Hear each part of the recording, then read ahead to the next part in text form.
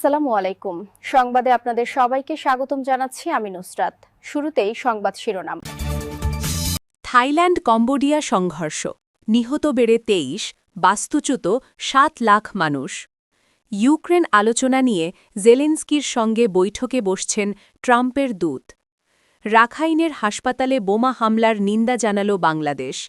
৪০ minute অপেক্ষার পর দরজা ঠেলে ঢুকে পড়লেন পাকিস্তানের প্রধানমন্ত্রী। দর্শক, এতক্ষণ শুনছিলেন সংবাদ শিরোনাম। এখন বিস্তারিত। আপনি যদি ইসরায়েলের ধ্বংস চেয়ে থাকেন তাহলে চ্যানেলটি সাবস্ক্রাইব করে দিবেন এবং ভিডিওতে লাইক করে আপনার মূল্যবান মতামত কমেন্টে লিখে জানিয়ে দিবেন। এখন বিস্তারিত। থাইল্যান্ড ও কম্বোডিয়ার চলমান সীমান্ত সংঘর্ষে উভয় দেশে নিহতের সংখ্যা বেড়ে ২৩ জনে দাঁড়িয়েছে। এছাড়া বাস্তুচ্যুত হয়েছে ৭ লাখ মানুষ। শুক্রবার ১২ ডিসেম্বর দেশ দুটির কর্মকর্তারা ও স্থানীয় গণমাধ্যম এ তথ্য জানিয়েছে। কম্বোডিয়ার স্বরাষ্ট্র মন্ত্রণালয় জানিয়েছে, এখন পর্যন্ত ২,৭৪,৪০৩ জনকে আশ্রয় শিবিরে স্থানান্তর করা হয়েছে। রাষ্ট্রীয় সংবাদ সংস্থা এজেন্সি ক্যাম্পুচিয়া প্রেস এপিকে জানিয়েছে, সংঘর্ষপ্রবণ এলাকা থেকে আরও বহু মানুষ নিরাপদ স্থানে পালিয়ে যাচ্ছেন। মন্ত্রণালয়ের এক বিবৃতিতে বলা হয়, এই সংখ্যাগুলো কেবল প্রাদেশিক কর্তৃপক্ষের ব্যবস্থাপনায় গঠিত নিরাপত্তা কেন্দ্রে আশ্রয় নেওয়া ব্যক্তিদের হিসাব। যারা নিজ উদ্যোগে এলাকা ছেড়েছেন তারা এতে অন্তর্ভুক্ত নন। বিবৃতিতে আরও বলা হয়, শুক্রবার সকাল পর্যন্ত সব ক্ষতিগ্রস্ত প্রদেশেই বেসামরিক মানুষ নিরাপদ এলাকায় সরে যেতে থাকেন। স্বরাষ্ট্র মন্ত্রণালয় নিশ্চিত করেছে, ৭ ডিসেম্বর থেকে এ পর্যন্ত কম্বোডিয়ায় ১১ জন বেসামরিক নাগরিক নিহত এবং ৭৬ জন আহত হয়েছেন। এর আগে বৃহস্পতিবার কম্বোডিয়ার প্রতিরক্ষা মন্ত্রণালয়ের মুখপাত্র লেফটেন্যান্ট জেনারেল ম্যালি সোচেতা জানান, সংঘাতে একজন কম্বোডীয় সেনা প্রাণ হারিয়েছেন। তবে স্বরাষ্ট্র মন্ত্রণালয়ের ঘোষিত ১১ জন নিহতের মধ্যে ওই সেনা অন্তর্ভুক্ত ছিলেন কিনা তা স্পষ্ট করা হয়নি। অন্যদিকে বুধবার থাই প্রতিরক্ষা মন্ত্রণালয়ের মুখপাত্র সুরাশান্ত কংশেরি জানান, থাইল্যান্ডের সীমান্তবর্তী ৭টি প্রদেশে ৪ লাখের বেশি মানুষকে নিরাপদ আশ্রয়কেন্দ্রে সরিয়ে নেওয়া হয়েছে। এ পর্যন্ত থাইল্যান্ডে ৯ জন সেনা ও ৩ জন বেসামরিক নাগরিক নিহত হয়েছেন। আহত হয়েছেন আরও ১৯০ জন। অক্টোবরে কুয়ালালামপুরে যুক্তরাষ্ট্রের প্রেসিডেন্ট ডোনাল্ড ট্রাম্প ও মালয়েশিয়ার প্রধানমন্ত্রী আনোয়ার ইব্রাহিমের উপস্থিতিতে থাইল্যান্ড ও কম্বোডিয়া একটি শান্তি চুক্তি সই করেছিল। দীর্ঘদিনের সীমান্ত বিরোধকে কেন্দ্র করে দেশ দুটির মধ্যে বারবার সংঘর্ষ হয়েছে। গত জুলাইয়ে এক দফা সংঘর্ষে অন্তত ৪৮ জন নিহত হয়। গত ৫ মাসের বিভিন্ন ঘটনায় ১৮ জন কম্বোডিয়ান সেনা এখনও থাইল্যান্ডের হেফাজতে রয়েছেন।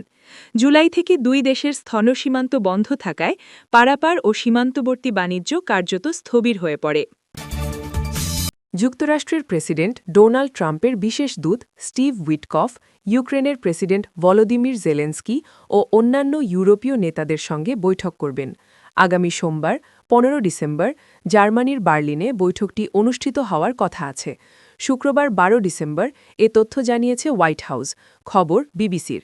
রাশিয়ার সঙ্গে কিয়েভের যুদ্ধের অবসান ঘটাতে একটি পরিকল্পনার জন্য ওয়াশিংটন চাপ বাড়ানোর মধ্যেই এ বৈঠক হচ্ছে। হোয়াইট হাউসের একজন কর্মকর্তা বার্তা সংস্থা এএফপিকে নিশ্চিত করেছেন যে ওয়াল স্ট্রিট জার্নালের প্রতিবেদনের তথ্য সঠিক।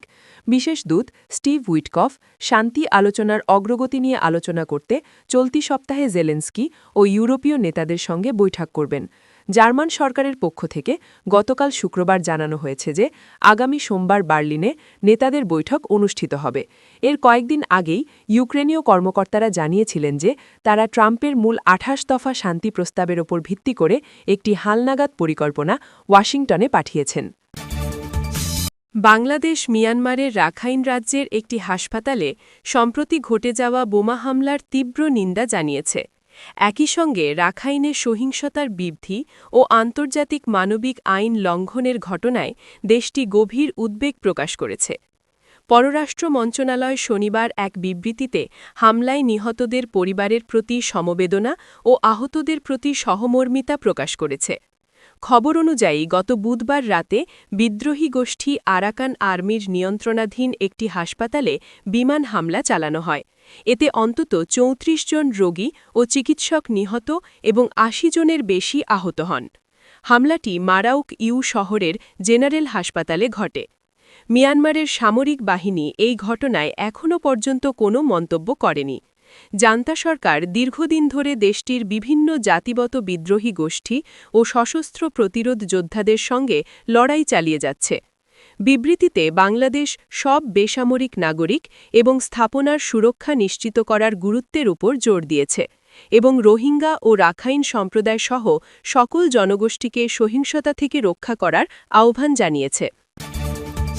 তুর্কমেনিস্তানের স্থায়ী নিরপেক্ষতার ৩০তম বার্ষিকী উপলক্ষে আয়োজিত একটি আন্তর্জাতিক ফোরামে রাশিয়া, তুরস্ক ও ইরানের শীর্ষ নেতারা মিলিত হয়েছেন। শুক্রবার ওই বৈঠকের ফাঁকে পাকিস্তানের প্রধানমন্ত্রী শাহবাজ শরীফের সঙ্গে রুশ প্রেসিডেন্ট ভ্লাদিমির পুতিনের একটি দ্বিপাক্ষিক বৈঠক হওয়ার কথা ছিল, কিন্তু সেই সাক্ষাৎ এক অপ্রত্যাশিত মোড় নেয়।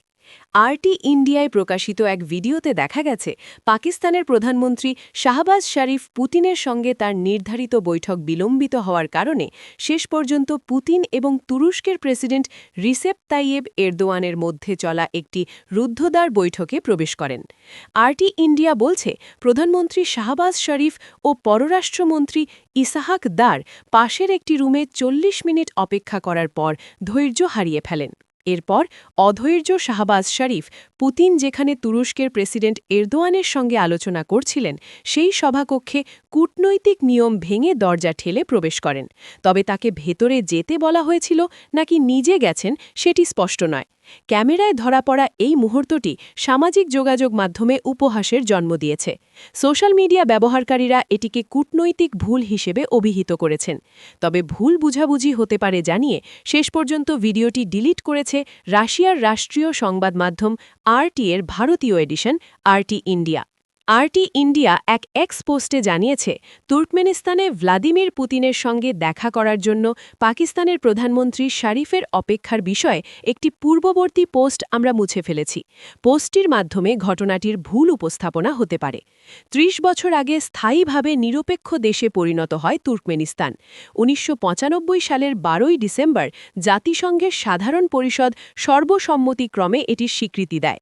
নিরপেক্ষ দেশ হয়ে তুর্কমেনিস্তান সামরিক জোটে যোগ না দেওয়া, আত্মরক্ষা ছাড়া অন্য কোনো দেশের দ্বন্দ্বে জড়িত না হওয়া এবং নিজ ভূমিতে অন্য দেশের ঘাঁটি স্থাপন না করার প্রতিশ্রুতি দেয়। আপনি যদি আমাদের চ্যানেলে নতুন হয়ে থাকেন তাহলে চ্যানেলটি সাবস্ক্রাইব করে দিন।